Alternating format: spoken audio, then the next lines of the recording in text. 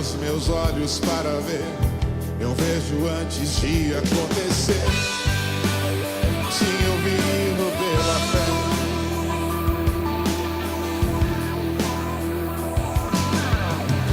Levanto minhas mãos para guerrear, eu dobro os meus joelhos para lutar. Sim, eu vivo pela fé, sim, eu vivo. Sim,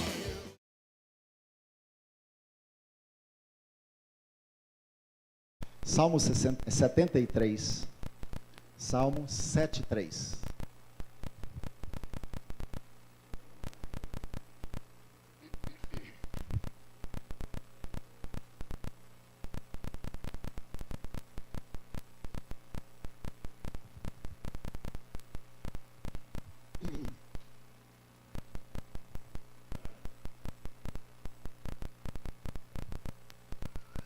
Salmo 73, a partir do primeiro verso.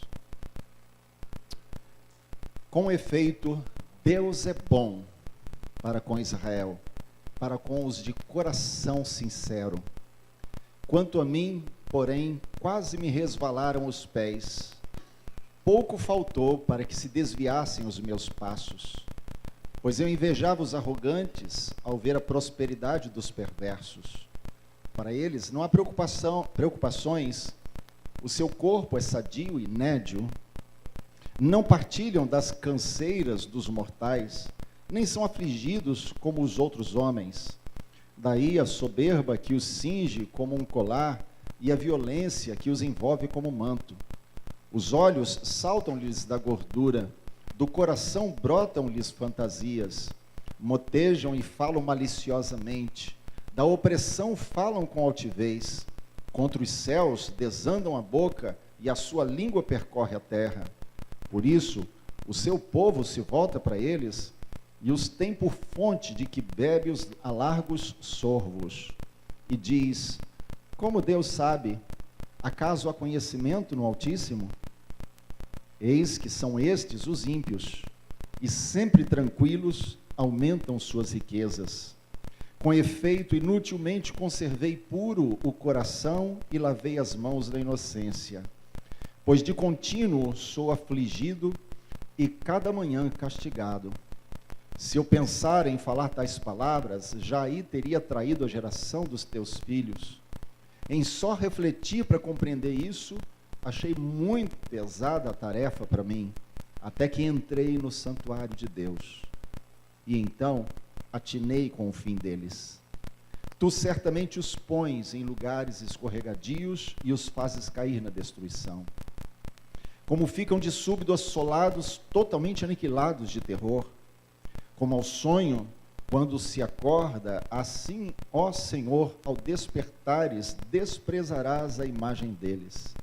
Quando o coração me amargou e as entranhas se me comoveram, eu estava embrutecido e ignorante. Era como um irracional a tua presença. Todavia, estou sempre contigo. Tu me seguras pela minha mão direita. Tu me guias com o teu conselho e depois me recebes na glória. Quem mais tenho eu no céu? Não há outro em quem eu me compraza na terra. Ainda que a minha carne e o meu coração desfaleçam, Deus é a fortaleza do meu coração e a minha herança para sempre. Os que se afastam de ti, eis que perecem. Tu destróis todos os que são infiéis para contigo. Quanto a mim, bom é estar junto a Deus. No Senhor Deus ponho o meu refúgio para proclamar todos os seus feitos. Amém. Esse é um salmo de Asaf. Asaf ainda era muito jovem quando Davi trouxe a arca para Jerusalém. E quando ergueu a tenda e começou todo o processo de adoração, a organizar a adoração dia e noite sem cessar, e isso perdurou por todo o reinado de Davi, Asaf era uma das principais figuras. Era aquela pessoa em quem Davi encontrou um coração também tão voltado para Deus e de adorador, que ele foi colocado em posição chave naquele processo de organização das 24 horas por 7, né?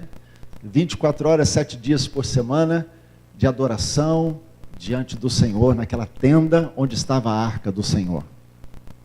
Asaf, ele compôs alguns hinos, e há 12 hinos que estão registrados no livro de Salmos, que são de Asaf.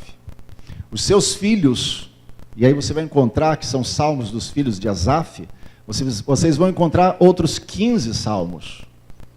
Mas Asaf, ele era uma pessoa comum, mas alguém que tinha um coração inclinado para Deus, um coração que desejava agradar a Deus, um coração que queria servir ao Senhor de alguma forma. Por isso ele tinha tempo na casa do Senhor, na tenda do Senhor, na tenda do encontro, na tenda onde a presença de Deus estava. Ele aprendeu a cultivar isso naquele lugar, através desse ministério, durante o reinado de Davi. Depois ele permanece no reinado de Salomão também. Mas ele, como eu disse, era uma pessoa comum, como eu e você. Ele não era alguém especial. O fato dele ter composto 12 hinos, de ter filhos que compuseram também outros hinos, que compunham também todo aquele exército de mais de 4.000 homens, que se revezavam noite e dia sem cessar naquela tenda, adorando ao Senhor, e a presença do Senhor estava ali. Mas ele era uma pessoa comum, ele não era especial, ele não tinha nada além de mim, de você. Pelo contrário, ele era alguém que vivia crises, muitas vezes crises existenciais, crises de fé. E o Salmo 73, ele revela exatamente isso, que embora ele fosse alguém com um coração extremamente sensível para Deus, embora ele fosse alguém que tivesse um coração inclinado para buscar Deus, ele também vivia as suas crises. Isso quer dizer que ser adorador não quer dizer que ficamos isentos de crises. Quer dizer que nós aprendemos a lidar com as crises. Amém? É bem diferente, né? Nós não ficamos isentos da crise, Deus não nos tira as crises. Pelo contrário, Ele permite que as crises venham, e eu e você amadurecemos no meio das crises. É exatamente nos momentos difíceis, momentos de luta, momentos de dúvida, momentos de incredulidade que muitas vezes vêm ao nosso coração. Isso já aconteceu com você? De se perguntar algum dia, será que eu creio mesmo? Será que eu consigo crer de verdade? Já passou isso por você? Se não passou, bem-vindo ao céu. Se já passou, bem-vindo ao clube. Porque isso acontece com todo mundo. Não há ninguém que seja isento de crise de fé. E o Salmo 73 mostra exatamente isso na vida desse jovem adorador, desse jovem que tinha esse coração tão voltado para Deus. Era uma crise espiritual e existencial. Porque na leitura do Salmo, nós vamos descobrir que surge no coração dele uma dúvida sobre quem é Deus. Onde está Deus? Será que vale a pena continuar crendo em Deus? Ele passa por isso. No momento do Salmo, ele está descrevendo a crise e como ele saiu dela. Mas isso quer dizer que ele passou pela crise. E nessa crise, no auge da crise, ele estava se questionando, será que existe Deus mesmo? Será que quando eu olho à minha volta e vejo as pessoas que não querem nada com Deus prosperarem, viverem a sua vida em paz e não estão tendo conflitos, e as suas famílias parecem harmoniosas, e eu aqui servindo ao Senhor vivo lutas, enfrento problemas, a cada dia é um urso para vencer, um leão para matar, e aí começamos a perguntar, mas onde está Deus? O que Deus está fazendo que não olha para mim, abençoa Ele e não me abençoa? Asaf passou por isso, enfrentou os mesmos questionamentos, porque ninguém está isento de crises. O Salmo fala que no auge da crise, Asaf estava frustrado com a prosperidade dos ímpios. Os versos 1, 2 e 3, se você fechou sua Bíblia, abra outra vez aí, Salmo 73. Salmo 73. Deixa aberta a sua Bíblia.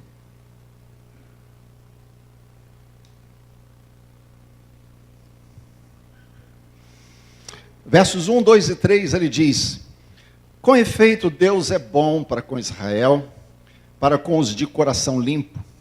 Quanto a mim, porém, quase me resvalaram os pés. Pouco faltou para que se desviassem os meus passos, pois eu invejava os arrogantes ao ver a prosperidade dos perversos. É interessante porque Asaf começa o salmo com uma declaração tremenda. Veja, ele escreve o salmo depois de ter vencido a crise. Então ele olha para trás e ele diz: olha, eu vivi crises, mas eu descobri uma coisa: o Senhor é bom. Eu enfrentei lutas, eu tenho dificuldades, enfrentei uma luta de fé, mas eu descobri: o Senhor é bom. Diz para quem está do seu lado: o Senhor é bom. Com efeito, Deus é bom. É a primeira coisa que ele fala. Com efeito, certamente, em verdade, Deus é bom. Mas olha, eu descobri isso. Mas antes de descobrir, eu enfrentei um vale. Eu enfrentei momentos difíceis na minha vida. E ele diz: quase me resvalaram os pés. A ideia de resvalar aqui, eu não sei os jogadores de futebol aí, mas teve uma época que eu pensei que eu jogava. Depois descobri que não jogava nada, né? Mas esse negócio de correr atrás da bola, eu torci o pé muitas vezes. E ficava com o tornozelo que ficava inchado assim, né? Então aquele lance do correr e de repente virar o pé, essa é a ideia. Oi? Você também? Ah, bom, é. Bom, jogador bom como eu machuca sozinho. Mas o fato é que esse processo aí, né, de correr e virar o pé, e de repente cai, e quando olha não dá mais para pisar, o pé imediatamente incha, né, o tornozelo fica daquele tamanho. Essa é a ideia do resvalar aqui. Ele está dizendo: olha, eu estava caminhando normal, mas de repente, quase que meus pés viraram, quase que eu fiquei sem poder andar, quase que eu fiquei sem poder colocar o pé no chão, quase que eu fiquei sem poder dar passos seguros e firmes.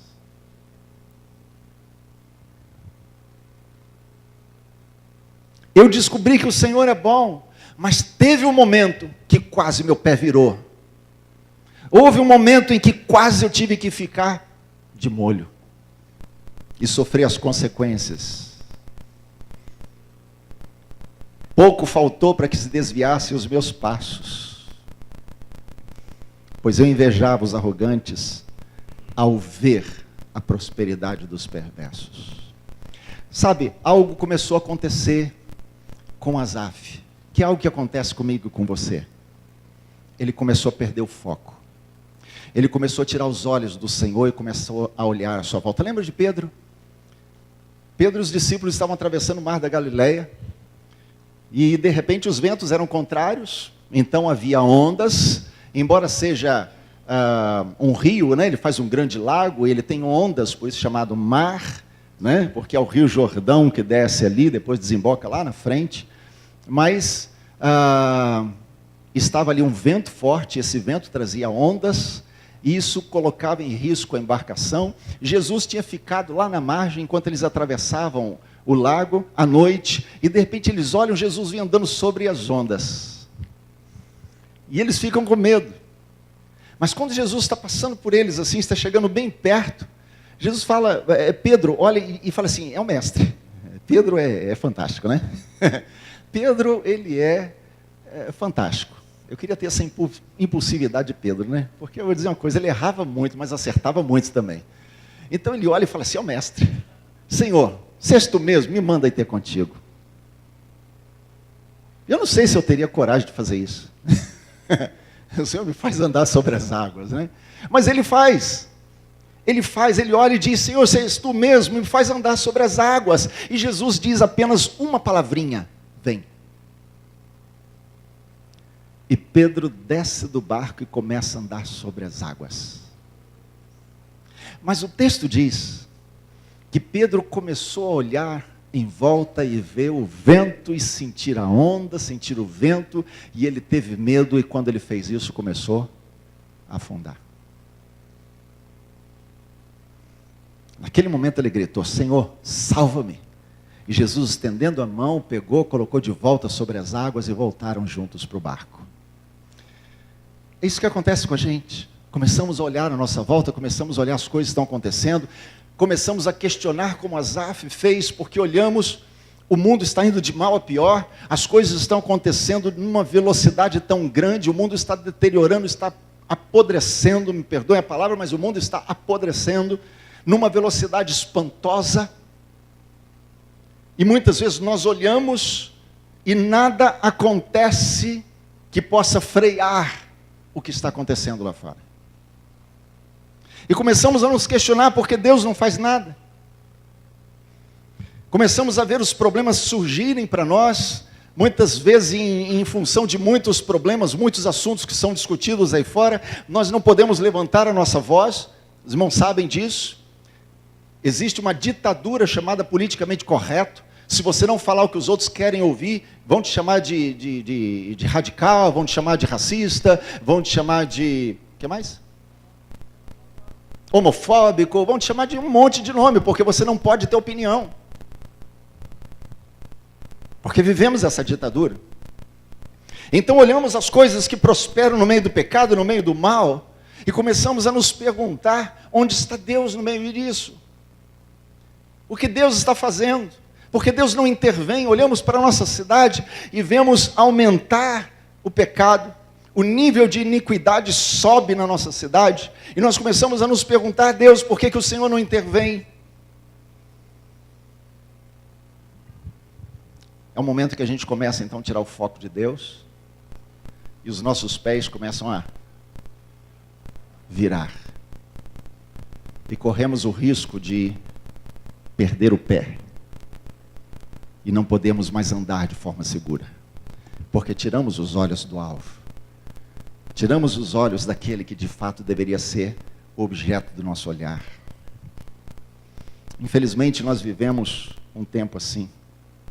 Hoje cedo eu estava falando que nós vivemos uma cultura que apregoa que só são aceitos os mais fortes, só são aceitos os melhores, só são aceitos os mais talentosos, os mais belos, os mais fortes, os que têm mais recursos.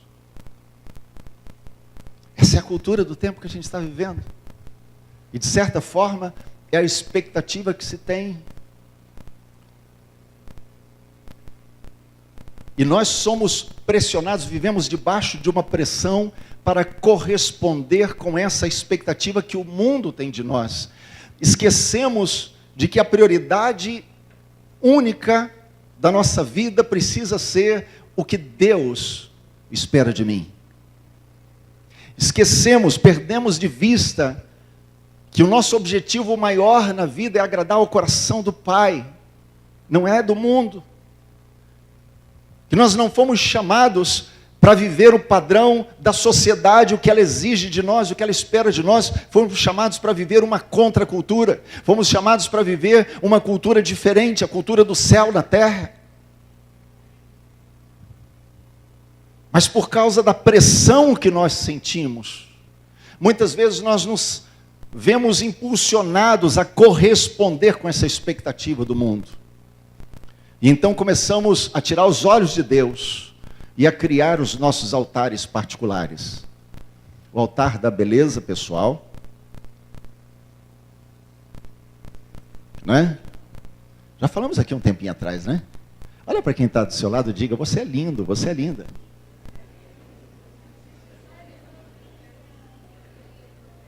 Creia nisso, querido. Deus não fez mais bonito nem mais feio.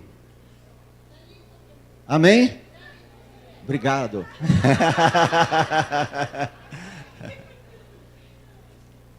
Deus não fez ninguém mais bonito nem mais feio. Quem estabelece padrão de beleza é a sociedade, é o mundo corrompido pelo pecado. Mas por causa da expectativa, da pressão da expectativa sobre nós, nós então começamos a correr atrás para manter alguma coisa que tem a ver com essa expectativa. E começamos então a idolatrar a nossa aparência. Queremos mostrar uma figura, uma capa, queremos mostrar uma máscara, queremos mostrar algo para a sociedade que não somos. Quando na verdade os nossos olhos precisariam estar no Senhor. Quantas vezes nós pensamos que porque não conseguimos aquele emprego, porque não fomos promovidos, porque não conseguimos passar naquela prova, porque não alcançamos o objetivo que nós estabelecemos, não seremos aceitos. Somos piores, somos menos. Aos olhos de Deus sempre você vai ser lindo. Aos olhos de Deus sempre você vai ser o preferido. Você crê nisso? Diz para quem está do seu lado, você é o preferido de Deus.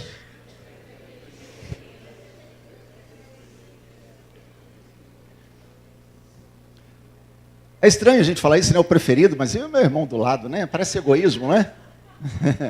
Mas eu ouvi uma definição um dia muito interessante de um pregador, e ele disse assim, eu tenho 6 netos, ele disse, eu tenho 6 netos. E aí vem um neto e me pergunta assim, vovô, quem é o seu neto preferido? Ele diz, você. E ele sai todo feliz. E aí vem um outro neto e pergunta, vovô, quem é o seu preferido? E ele diz, você.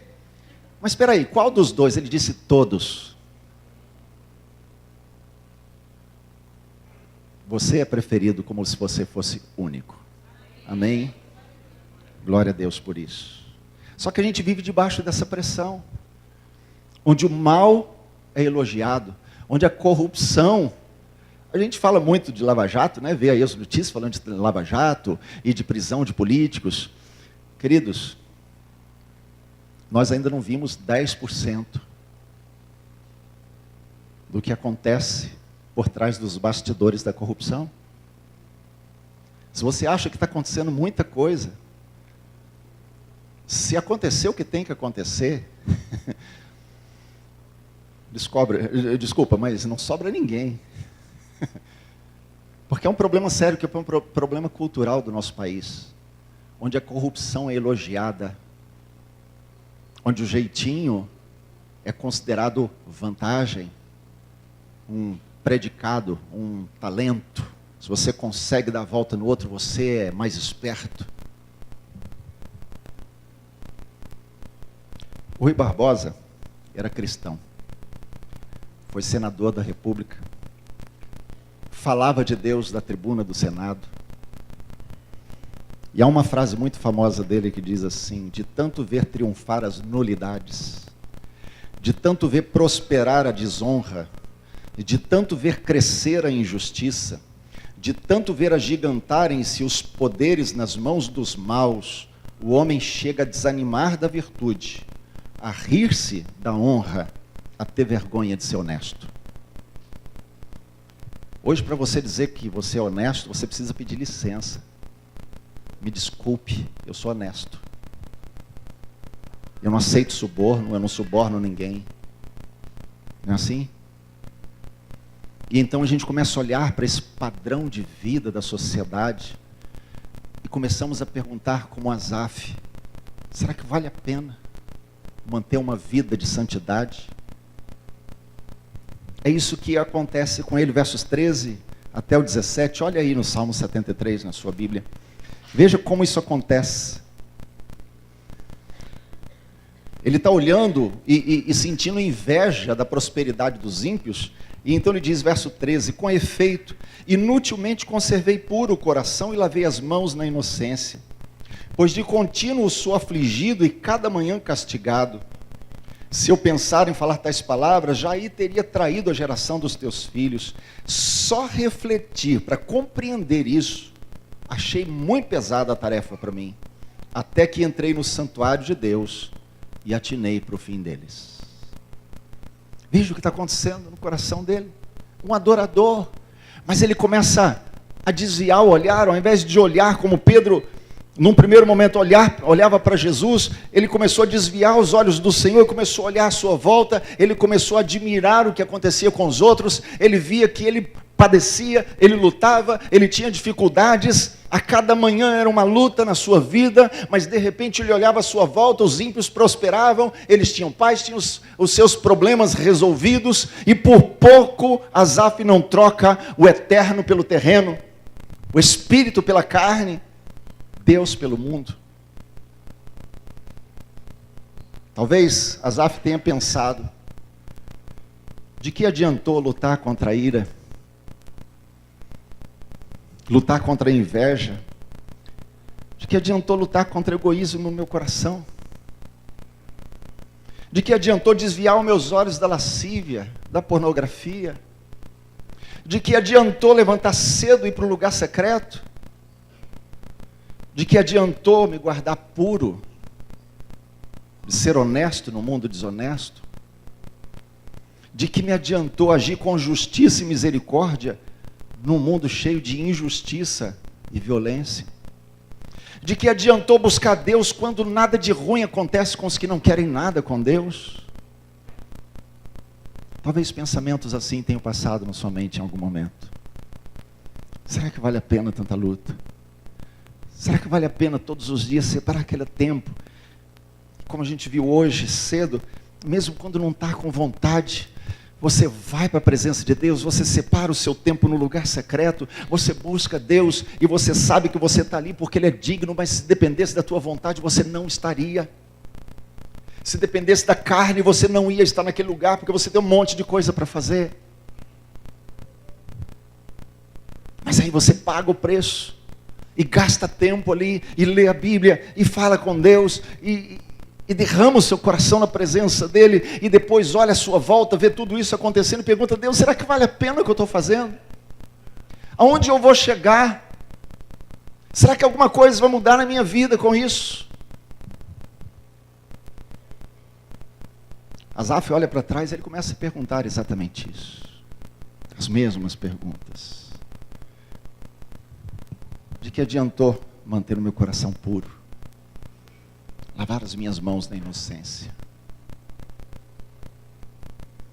Muitas pessoas se afastam de Deus porque não veem vantagem. A impressão que tem é de que seu zelo não rende nada. De que os perversos sobressaem. Mas ele, Asaf, ficava no anonimato. Sabe, queridos, nós somos atraídos pela recompensa do reconhecimento. Nós vivemos num mundo em que essa é uma pressão grande que nós trazemos sobre os ombros. Nós somos desafiados, somos colocados contra a parede todos os dias, a todo momento.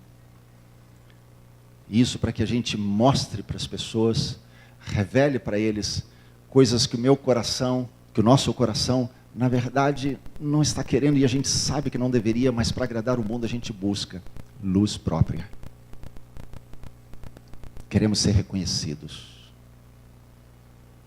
Queremos ser reconhecidos, que alguém fale o nosso nome, que alguém nos dê um título, que nós tenhamos uma posição de reconhecimento na frente dos outros. Jeremias capítulo 2, verso 13. Deus fala através do profeta ao povo que tinha se afastado dele, que desviou o foco exatamente da mesma forma como o coração de Asaf estava naquele momento. E lá em Jeremias 2, 13 ele diz: porque 2 males cometeu o meu povo. 2 males cometeu o meu povo. A mim me deixaram o manancial de águas vivas e cavaram cisternas rotas, que não retém as águas. O desviar o foco da presença é cair exatamente nesse erro para o qual o Senhor está chamando a atenção através de Jeremias. Ele está dizendo: o meu povo cometeu 2 erros gravíssimos. O primeiro erro que o meu povo cometeu é que se afastou de mim. Eu sou manancial de águas, mas o meu povo se afastou de mim. E não apenas fez isso, mas cavou para si mesmo cisternas rotas, que não retém águas. O que ele está falando? Tentaram suprir a sua necessidade da água da vida através das suas próprias estratégias, através do seu próprio jeito, na sua própria força. O salmista, no Salmo 36, verso 9, ele diz: porque em ti está o manancial da vida, na tua luz vemos a luz. Ele é o manancial, a sua fonte é fonte de água de vida. Jesus falou isso para os seus discípulos, falou isso para a multidão. Ele disse: alguém tem sede, vem a mim e beba. E quem beber dessa água, ele disse para aquela mulher junto ao poço de Jacó, nunca mais terá sede. Essa é a água da vida que Jesus oferece. No entanto, ele está dizendo aqui: o meu povo tem cometido 2 males gravíssimos.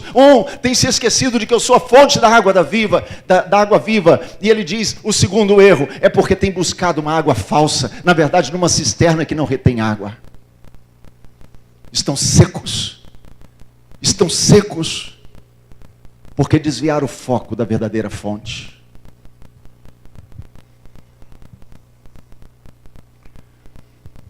Asaf reconheceu a própria loucura. Os versos 21 e 22, Salmo 73, você pode olhar na sua Bíblia. Ele diz nos versos 21 e 22, quando o coração se me amargou, e as entranhas se me comoveram, eu estava embrutecido e ignorante. Era como um irracional à tua presença. É interessante esses 2 versos, porque eles mostram que Asaf olhou para dentro de si mesmo. Ele identificou exatamente o que estava acontecendo com ele. Ele consegue discernir exatamente para onde está voltado o seu próprio coração.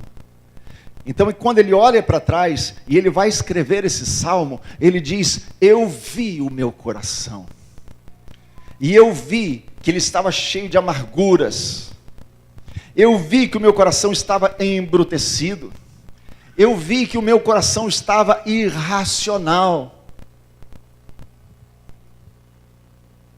Salmo 26, verso 2, o salmista diz: examina-me, Senhor, e prova-me. Sonda-me o coração e os pensamentos. Sabe, queridos, algo que a gente precisa fazer sempre é sondar o próprio coração.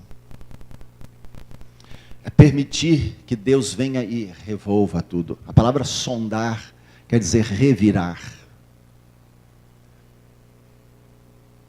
Ele está dizendo: sonda-me. O Salmo 139, ele termina dizendo também: sonda-me, ó Deus, vê se há em mim algum caminho mau. Revira-me, Senhor, por dentro. Traz à luz tudo aquilo que não é teu. Mostra, revela toda a intenção ruim do meu coração. Amados, muitas vezes nós não conseguimos identificar as coisas que nos afastam de Deus, porque nós queremos olhar apenas na aparência do que fazemos, e não olhamos na motivação que está por trás. Mas o que nos afasta de Deus, não é quando fazemos coisas erradas, é quando a motivação do nosso coração está errada, mesmo quando fazemos coisas certas. A motivação do coração é a essência de tudo. E Asaf, ele começa a olhar para o seu próprio coração, e ele começa a falar sobre isso, e ele diz: o meu coração estava embrutecido. O meu coração estava embrutecido, irracional. Então, Senhor, examina-me, sonda-me, revela se há em mim algum caminho mau. Essa precisa ser a nossa oração todos os dias. Amém? Precisamos fazer essa oração todos os dias. E eu quero dizer para você que se a gente fizer essa oração todo dia, Deus todo dia vai mostrar alguma coisa. Mas como hoje pela manhã a gente estava falando, quando Deus nos revela algo de ruim do nosso coração, Deus não faz acusação, porque Deus não é acusador. Ele não é acusador. Por isso nunca você verá o dedo de Deus apontando para você e dizendo: você errou, você pecou, você é condenável. Todas as vezes que Deus traz luz para a nossa vida, Ele o faz para que eu e você cheguemos ao arrependimento, ao quebrantamento, à restauração. Essa é a obra de Deus em nós. Todas as vezes que Deus traz luz sobre a nossa vida, é para a restauração. É por isso que quando Deus mostra o coração de Asaf, o que acontece em seguida é tremendo. Porque Asaf entra na presença de Deus, tem revelado as intenções do seu coração, e então ele é liberto e transformado. Versos 23 em diante, você pode olhar aí no Salmo 73, na sua Bíblia.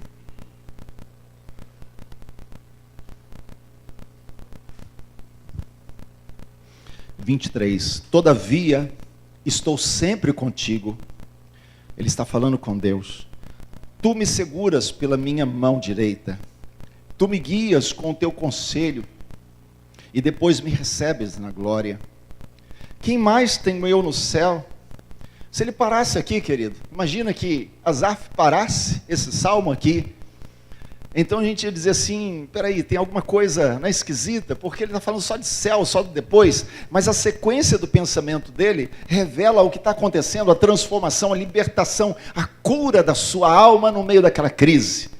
Porque ele diz, quem mais tenho eu no céu? Mas ele complementa, não há outro em quem eu me compraza na terra. Percebe, querido, a mudança que há no coração dele? Ele estava olhando à sua volta, estava considerando que eram prósperos os ímpios e que não valia a pena viver a vida santa, viver uma vida que agradava a Deus, se esforçar então em muita coisa e estar na casa de Deus. E de repente, o seu coração muda. E ele diz, na terra só tenho uma coisa que me causa prazer, o Senhor. Que mais tenho eu no céu? Ninguém, nada. Mas eu quero dizer que o céu começa aqui. E essa é a declaração que ele faz, quando ele diz, o meu coração tem prazer somente em ti, nessa terra. Isso quer dizer que ele vença a luta ou não. Isso quer dizer que você ultrapasse as barreiras ou não. Isso quer dizer se você for levado para a cova dos leões ou não. Se você for jogado na fornalha 7 vezes mais quente do que o normal ou não. Se você estiver no meio de um momento terrível da sua vida ou não. Não importa o que está acontecendo, o seu coração tem prazer e só tem prazer numa fonte que é Deus. É isso, amado, que é produzido quando a presença de Deus se manifesta na nossa vida. O que ele está falando aqui, quando entrei no teu templo,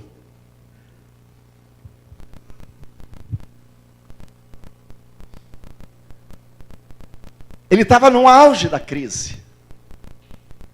Ele estava no auge da crise.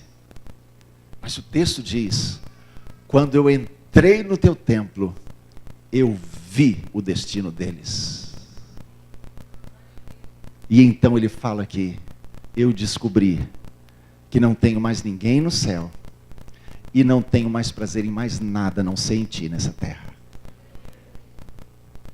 A presença de Deus trouxe cura. Sabe, querido, é no lugar secreto que nós renovamos a nossa confiança no caráter de Deus.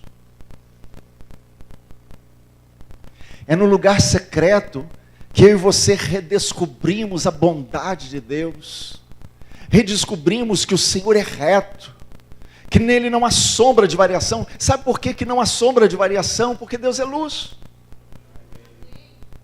E onde a luz não tem sombra, querido, só tem sombra onde a luz não chega.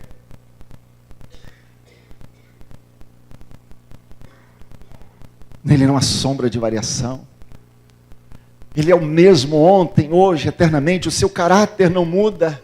Deus nos ama incondicionalmente. Ele nos ama com um amor sem medida. O seu amor é eterno. Com amor eterno te amei.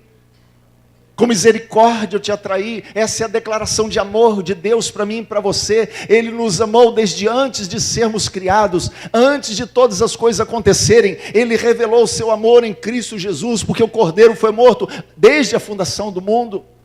Antes que eu e você pecássemos, Ele já tinha resposta para mim e para você. Antes que eu e você nos afastássemos dele, Deus já tinha a solução para o nosso pecado, porque ele nos amou incondicionalmente, e isso não muda. Esse é o caráter de Deus. Eu e você mudamos, eu e você alteramos nossas posições, eu e você ora falamos uma coisa, depois podemos falar outra, temos agora uma decisão e daqui a pouco podemos mudar, mas eu quero dizer que Deus é único, Deus é perfeito, Deus é eterno, Deus é o Todo-Poderoso, e Deus não muda, a sua palavra permanece para sempre. É no lugar secreto que redescobrimos o caráter de Deus. E quando redescobrimos o caráter de Deus, descobrimos que tudo aquilo que vemos à nossa volta, toda a prosperidade dos ímpios, toda a malignidade do mundo, toda a podridão da sociedade, tudo isso não tem qualquer atrativo para nós, porque não há outro bem senão o Senhor. Não há prazer em outro lugar senão na sua presença. É no lugar secreto que nós descobrimos ou redescobrimos o Deus Santo, justo, Todo-Poderoso, sábio, amor.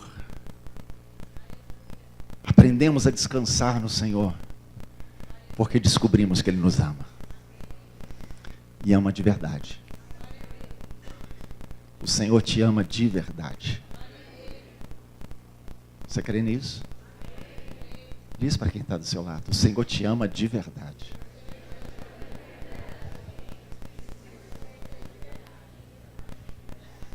É quando eu e você perdemos o foco disso, que nos desviamos, permitimos perder o foco de Deus. Tiramos os nossos olhos da fonte de água viva e colocamos os nossos olhos em cisternas rotas que não retêm água. Tiramos a nossa esperança daquele que é a fonte e colocamos a esperança naquilo que não pode satisfazer a nossa alma. Deus quer tirar todo esse lixo de nós. Deus quer limpar o nosso coração, nossa alma de todo esse lixo. Deus quer nos ajudar a estar com o coração livre, querido. Deixa eu falar algo para você. Deus não quer primeiro te limpar o coração para depois você entrar na presença dele, é o inverso. Ele quer te atrair para a presença dele, porque na presença dele ele limpa o teu coração. Esse é o segredo de tudo. Muitas vezes nós lutamos porque não conseguimos crer que o amor incondicional de Deus vai nos aceitar na sua presença, porque nós fizemos algo errado, porque nós pecamos. Eu quero dizer, se o nosso coração reconhece, se a gente concorda com Deus que aquilo é pecado, eu quero dizer para você, corre para a presença dele, deixa que depois ele trata com isso. O mais importante é que eu e você olhemos para o nosso coração e como Asaf a gente diga: o meu coração está embrutecido, o meu coração está endurecido, eu não consigo crer, no entanto eu entro no teu templo e eu quero que o Senhor mude o meu coração. Essa tem que ser a motivação do nosso coração, no coração ao entrarmos na presença dele. Jeremias capítulo 17, se você quiser abrir aí sua Bíblia, nós vamos ler vários versos. Eu quero deixar isso para você como um desafio.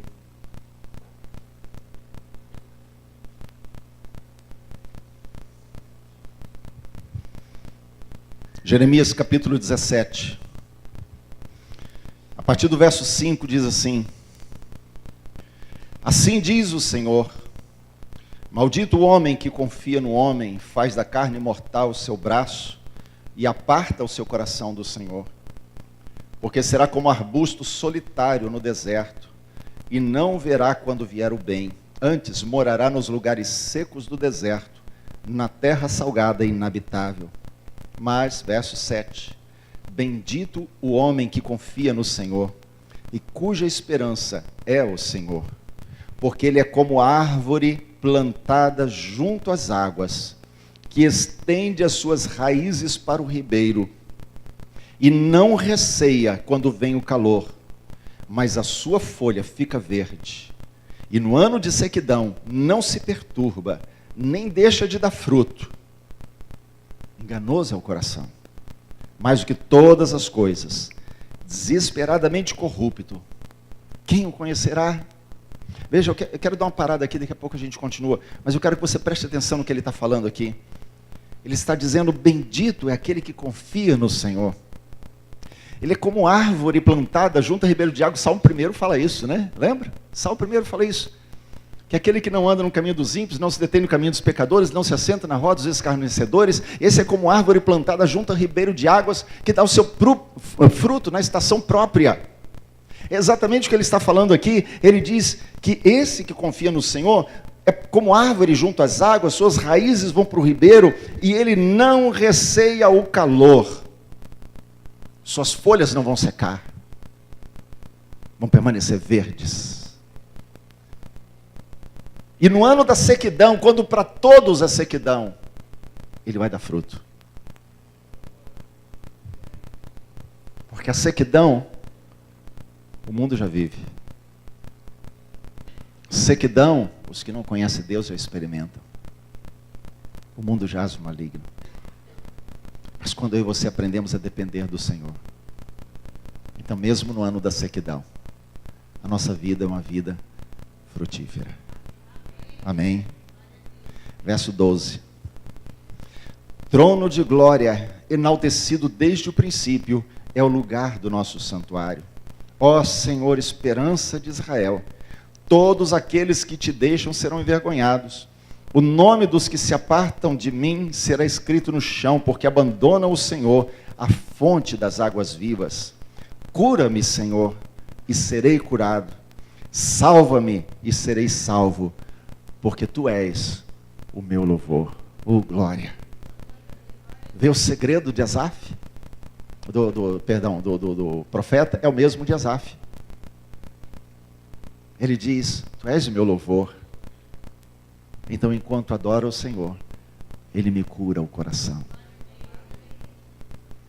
Enquanto eu entro na sua presença, Ele cura as minhas feridas da alma. Ele liberta o meu coração das prisões. Ele me leva a viver em pastos verdejantes, em águas tranquilas. Quando eu entro na sua presença, Ele me refrigera a alma.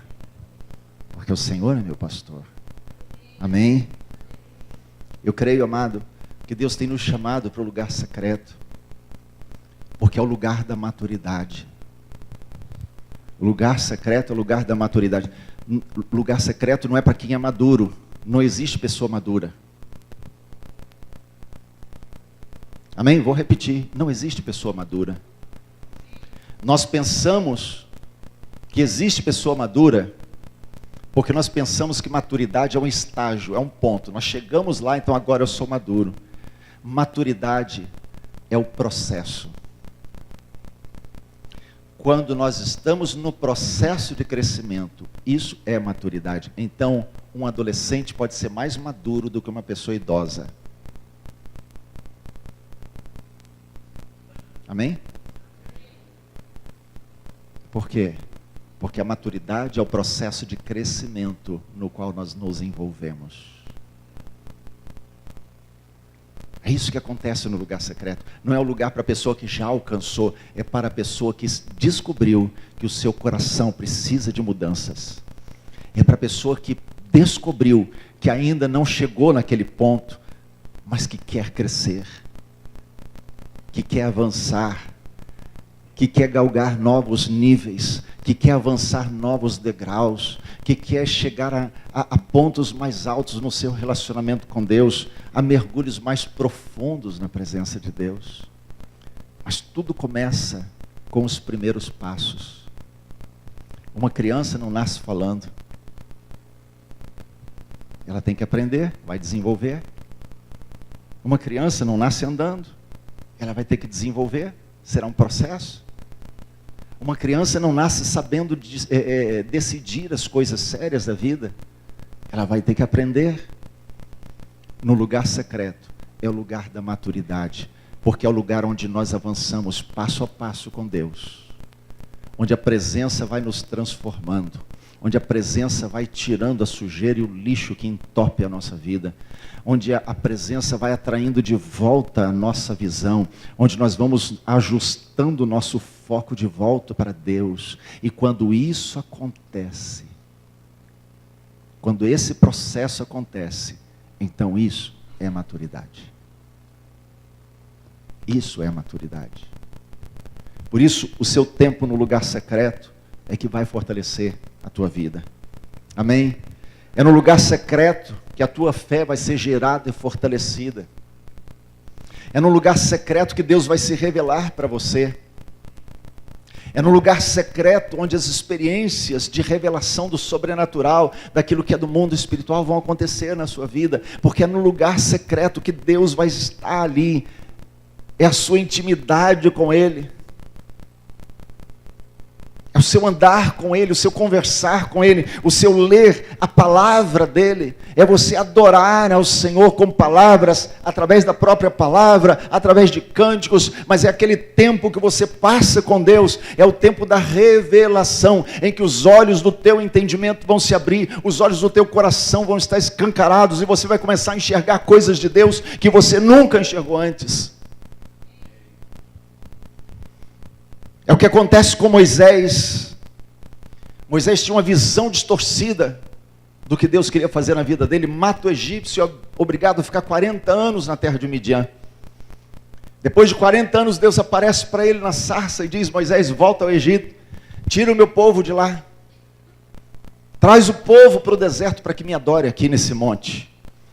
Então Moisés sai, vai lá e tem todos aqueles milagres. Os irmãos conhecem a história. Depois daquelas pragas, eles saem de forma miraculosa. Deus faz eles atravessarem o Mar Vermelho. E então, depois de um tempo de caminhada, estão diante do Sinai, estão lá no Horebe, no mesmo lugar onde a sarça ardeu para Moisés. E ali eles estão. E Deus quer se revelar a eles. E Deus começa a trazer revelações, traz a palavra, o monte fica fumegante, fica tremendo, relâmpagos, e o povo fica aterrorizado. E durante toda a caminhada do deserto, durante todo o trajeto, Deus se manifesta de forma tremenda para eles naquele tempo. Mas há um momento especial, há um momento que eu considero o momento chave na vida de Moisés. Esse caminhar com Deus fez com que ele percebesse que a presença de Deus produz efeitos que outros lugares não produzem. O tempo que ele já estava caminhando com Deus fez ele perceber que a presença era a chave. Então ele disse: se a tua presença não for comigo, não nos faça sair desse lugar. Mas sabe como que tudo começa ali? Como é que as coisas acontecem? Moisés chega para Deus e fala assim: mostra-me a tua glória. Há um anseio no coração de Moisés de conhecer Deus. Ele diz: mostra-me o teu caminho. São esses os questionamentos dele. Ele quer conhecer o coração de Deus. Êxodo capítulo 33. O verso 13 ele diz: agora pois, se achei graça aos teus olhos, rogo-te que me faças saber nesse momento o teu caminho. Aqui a palavra caminho não quer dizer estrada, atalho. Caminho quer dizer caráter. Então ele está falando: Senhor, se achei graça aos teus olhos, eu quero conhecer o teu caráter, para que eu te conheça e ache graça aos teus olhos. Depois lá no verso 18 ele diz: rogo-te que me mostres a tua glória. Ele quer conhecer o caráter de Deus, mas ele quer ir além, ele quer ver a glória de Deus. E aí, Deus responde. Isso é tremendo, isso é tremendo. Porque quando Moisés diz: mostra-me a tua glória, verso 19, o Senhor respondeu: farei passar toda a minha bondade diante de ti, e te proclamarei o nome do Senhor. Moisés pediu: mostra-me a tua glória. Deus disse: vou te revelar minha bondade.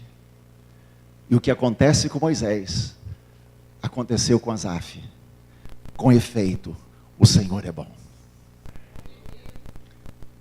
Ele descobre que o caráter de Deus se chama bondade. Ele descobre que a coisa mais maravilhosa que existe de conhecer em Deus é que o Senhor é bom. É que o Senhor é bom. Que o seu amor é revelado na sua bondade. Que o seu poder é revelado na sua bondade. que o seu cuidado é revelado na sua bondade. O Senhor é bom, o Senhor é bom, o Senhor é bom, o Senhor é bom, o Senhor é bom. Querido, o Senhor é bom, o Senhor é bom. Essa é a revelação que Asaf teve, isso tirou ele do fundo, tirou ele daquele poço, tirou ele daquela crise, tirou ele daquele momento angustiante em que a sua fé faltava, porque ele descobriu: o Senhor é bom. O Senhor é bom. E eu quero dizer para você, querido, Deus não olhou para Asaf e disse assim: você é uma pessoa especial. Você é alguém especial para mim, por isso eu quero que você saiba, eu sou bom. Não foi isso que aconteceu. Asaf era comum, como eu e você. Ele era exatamente como você é, de carne e osso, cheio de falhas, de crises, de momentos de incredulidade. Asaf era exatamente como eu e você, com momentos de vales terríveis.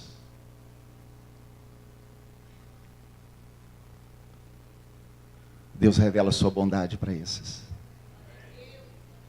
É exatamente para esses que Deus chega e diz: passarei diante de ti toda a minha bondade. Amém? Vamos ficar de pé.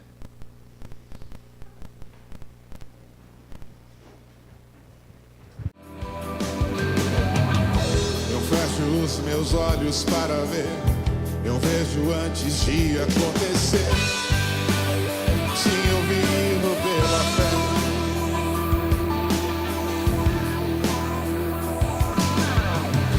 Levanto minhas mãos para guerrear, eu dobro os meus joelhos para lutar.